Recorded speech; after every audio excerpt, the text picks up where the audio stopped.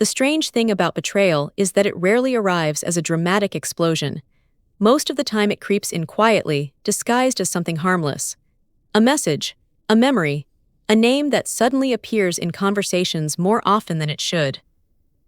That's how it started in my marriage. My wife Lauren and I had been married for 10 years.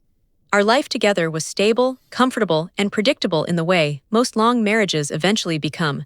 We had routines that rarely changed. Saturday grocery trips, Sunday dinners with family, quiet evenings watching television while discussing work and small everyday things. Nothing about our life looked broken from the outside. But somewhere along the way, someone from Lauren's past came back into the picture. His name was Ryan.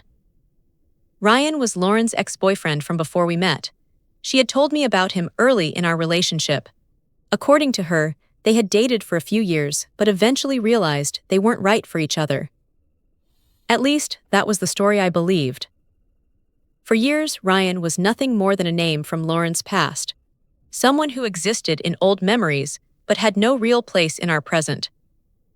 Then one afternoon Lauren mentioned that he had sent her a message. We were sitting in the kitchen when she said it casually, like it wasn't a big deal. Ryan reached out to me yesterday, she said. I looked up from my coffee. Oh, I asked. She shrugged. Yeah, he saw something I posted online and just wanted to say hello. At the time I didn't feel threatened by it. People reconnect with old friends all the time. It didn't seem unusual. How is he doing? I asked. Lauren smiled slightly. He's good. Apparently he just moved back into town. That detail felt a little more significant. But I still didn't think much about it. Over the next few weeks, Ryan's name started appearing in conversations more often. Lauren mentioned that they had been texting occasionally. Sometimes she would laugh at something he said and show me the message on her phone. I told myself it was harmless. But eventually, something about the situation started feeling different. Lauren seemed happier when she talked about him, more energetic, like she was remembering a version of herself from years ago. One evening, she told me they had met for coffee.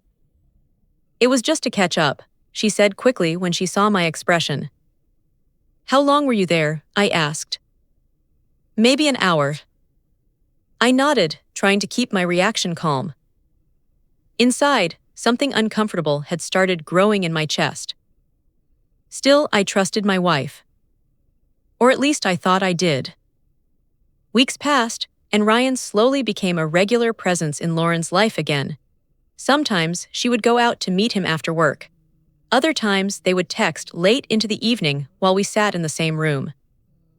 One night, I finally asked the question that had been sitting in the back of my mind.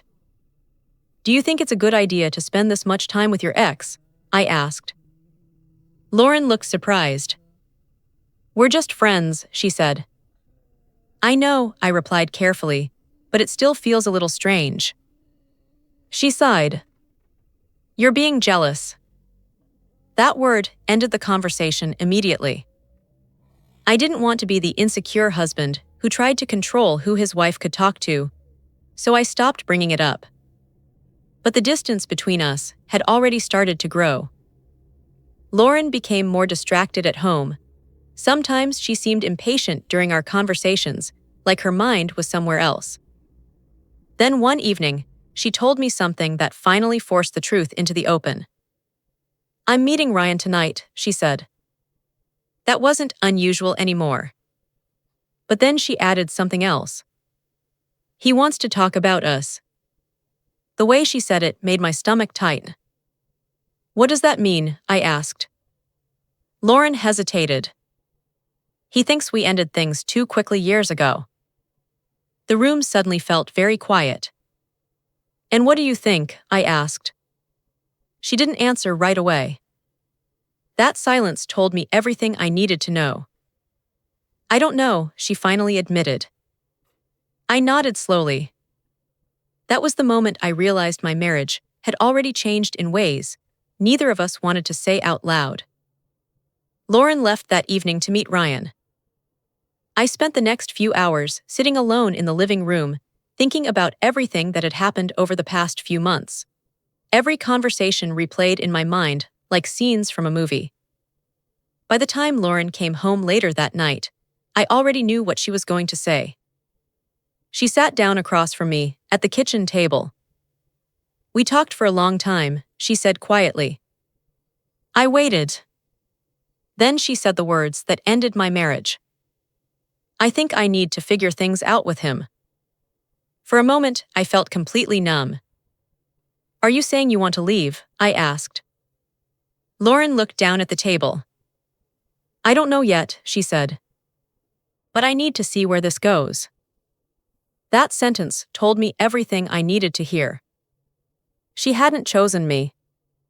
Not really. Not anymore. I stood up from the table slowly. Lauren looked confused. "You're not even going to argue?" she asked.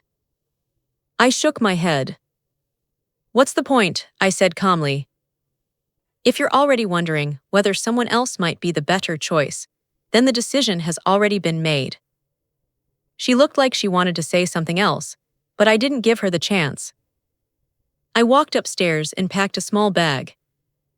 Lauren followed me into the bedroom. "Wait," she said, "where are you going?" I zipped the bag and picked it up. "I'm giving you exactly what you want," I said. "What do you mean?"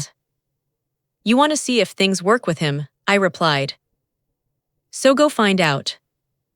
Her expression shifted from confusion to panic. "You're just leaving." "Yes." "You're not even going to fight for us." I looked at her for a long moment. "I already did," I said quietly. "For months."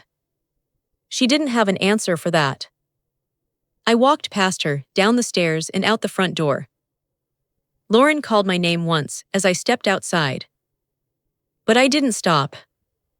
Because sometimes the hardest decision in life is also the clearest one. When someone chooses another person over you, the only thing left to do is accept that choice. My wife picked her ex over me. So I walked away. And this time, I didn't look back.